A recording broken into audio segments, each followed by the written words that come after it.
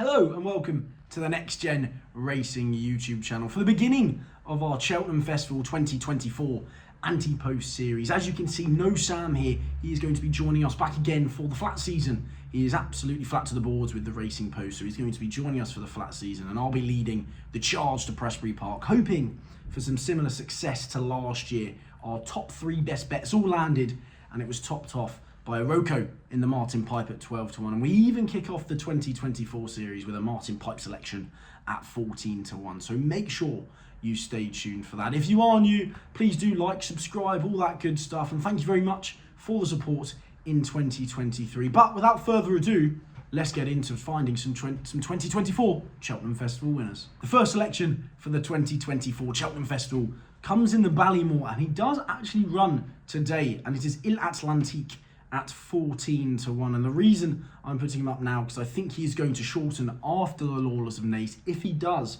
truly stay the 2.5 miles. He beat Farinelli on his second bumper. He then finished second to Stella Story and Firefox before winning in good style on hurdling debut by 19 lengths. And out of all of the novice hurdlers that we've seen, I think he's the only one to really kind of impress on the clock, is what I'm going to say. And I know some people don't really like looking at stopwatches and whatnot, but he beat the two similar races over 2 miles on the day. There was a debutante for Henry de Bromhead, and 119 rated hurdler. I think it's Your Wee Body Lass who ran on the same day, and his time was pretty favourable in comparison to those two. Yes, it was only over 2 miles. I know his dam was actually unplaced over 2 to 2.5 miles. She was a half sister to a winner over 2.5 miles. And when we see the Ballymore over 2 mile 5, it's never usually a stout stamina test. We look at Impere Pass dropping back to 2 miles, looking like a champion hurdler. It's not usually a stout stamina test, and I think that could suit Il Atlantique. I'm not sure he'd truly stay truly run 2.5 miles at Cheltenham, but I think the 2 mile 5 with a turn of foot at the end may just be up his street. I think the Lawless of Naas will be more of a challenge for him if it does turn into a staying battle, and he may even drift in the market if he gets beaten by the likes of Firefox. I hope they do run him over 2 mile 5. The Lawless of Naas is a big signal for that, and at 14 to 1, I think he should probably be, I'd like to say 9 to 1. I think he's probably the best novice hurdler that we've seen in Britain and Ireland so far. Ballyburn has been very impressive, so has Jericho de Repene, but they haven't done too much other than please the eye in terms of the clock, and I think he's got the form there, the bumper form, and also the hurdling form, so hopefully kick on. So Il Atlantique at 14 to 1 is going to be the first selection in the Ballymore. The second selection for the Cheltenham Festival comes in the opener, the Supreme. Now, I do think the novice hurdling division is very up in the air at the moment. There is no real stalwarts who have stuck their hand out to say, yes, I am going to be a worthy Supreme favourite. Jericho de Repene, of course, was a very well-touted horse before his debut after that nice looking, I wouldn't say scintillating, racecourse gallop at Newbury. But the Willie Mullins contingent is still relatively up in the air. A Dream to Share might not even be out. So at the moment we have Jericho de Repene at 4 to 1. We have A Dream to Share who may not be out at 8 to 1. And in behind it's pretty muddling. And I think it's, for me, is going to be Willie Mullins' Moscow Flyer horse, which hopefully goes on to the Supreme. Now, we saw on his hurdling debut, he put to bed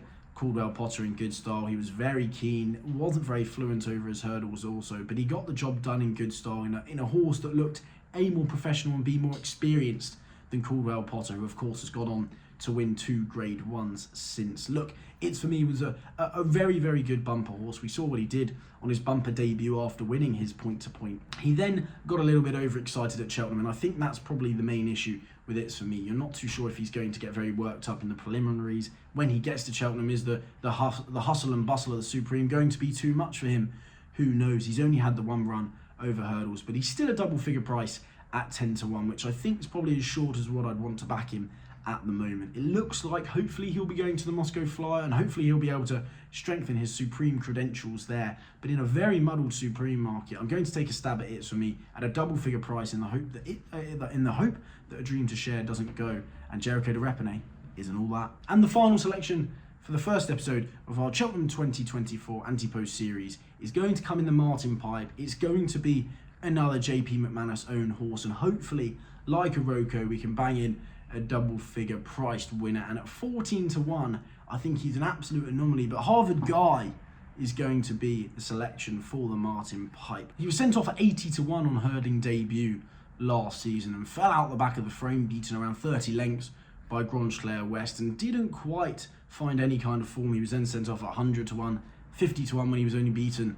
in 5th by Hunter's Yarn. And his best run of the season was actually when he was 2nd to Buddy One, beaten 3.5 lengths. Now, of course, Buddy Run finished 4th in the Martin Pipe last year. And hopefully, I know Harvard Guy is going to be a year older, but what he's done this year has absolutely blown me away. On his first run at Navan this season, he didn't jump with fluency whatsoever, and he was out wide, out the back of the frame, had to come all the way around them, but he did travel quite strongly. He got the job done, is what I'd say, but he took a big leap forward. He was only sent off at 7 to 1, so quite clearly someone knew that he'd taken a big step forward in the off-season after a 252-day break. But also on the clock, he did it in good style. He was quicker than Bob Ollinger in, albeit a very slowly run, Liz Mullen hurdle, and another handicap hurdle on the day. So he did impress from the clock. Aesthetically pleasing wise, he didn't jump very well. He didn't travel that well. He was bumped along relatively early, and there was definitely a lot to be desired. But that's where his next run comes into play, which was so impressive. He jumped beautifully. He looks like a big galloping sort of horse. He's going to get 3 miles in time, and he put Lord Erskine to bed in the listed Tara hurdle at Navan as well, to bed very easily, I thought. He's rated 131 now. He's put up £12 for that. I'm not too sure if they're going to go to the Dublin Racing Festival with him, because I know that they may look to step him up to 3 miles. He's trained by Eddie and Patrick Harty, who aren't going to necessarily be the most well-fancied horses when it comes to the Martin Pipe, but neither was Josh Guerrero last year when Aroko won it. And hopefully Harvard Guy is going to do a similar kind of thing. He's taking leaps and bounds this year. Without last season, he'd be half the price he is now. He's still rated 131. Hopefully they're plotting a handicap hurdle with him, because he does look like one who could be, I was even thinking he could even turn into an Albert Bartlett candidate, which would be a pretty intriguing sort for him to go for there. But he's still only 6. He's flying under the radar, but he won that Tara hurdle in very good style, in a good time. He's taken bundles of improvement. You'd only think he's going to take more improvement. He can clearly handle giving the ground. He's a big galloping sort who jumps well now, which I think was the main thing that I took from his last run at Navan. Not only was it in a good time, not only has he beaten some good horses, but he jumped with fluency, with efficiency, and it looks like he's a completely different horse this season, and one who could fly under the radar for Martin Pipe. So it's all aboard the Harvard Guy train to the Cheltenham Festival. And that's it for the first episode of the Cheltenham Festival 2024. First Ante-Post series, short, sweet, and hopefully finding a few winners is what we're going to look to do in the run up to the festival. Do make sure you leave down below who are your best Ante-Post fancies for this season's Cheltenham Festival. It looks like the Ante-Post market is very cruel this year, and hopefully, fingers crossed, a couple of you have a few decent winners that you found, and a few decent slips there as well. Of course, do leave down below your Ante-Post fancies heading into the Cheltenham Festival 2024. Thanks for watching.